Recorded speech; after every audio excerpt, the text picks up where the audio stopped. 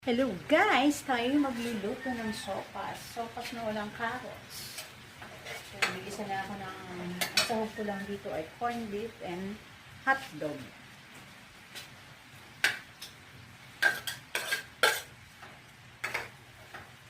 Sauté-sauté lang natin ng konti ng ating mga sahog.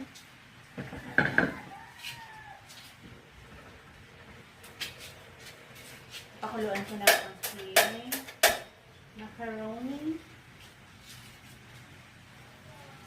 Napalambutan ko na siya. Ang ating macaroni. Pagdala natin ng konting tubig.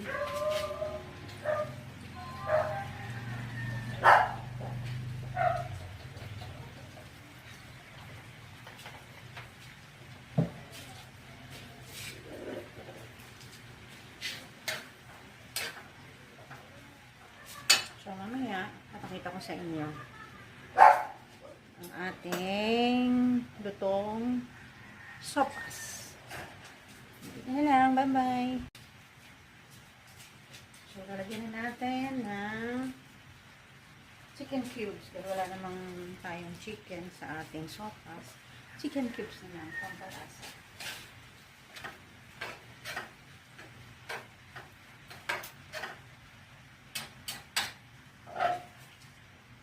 Okay na ang ating sahog. Lagyan na natin dito sa ating pinagawaan macaroni.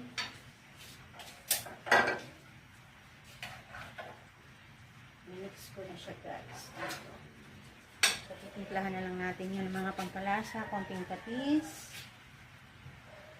seasoning and paminta, turog. Tapos pag okay na, pwede na natin ilagay yung gulay. Hindi ko na sinama yung gulay sa pagbisa. Dito na lang pagka kumulo. Umulan ngayon guys, may bagyo. Kaya masarap ang umigop na may sabaw. Kumain ng sopas. Dinner na namin to for our dinner.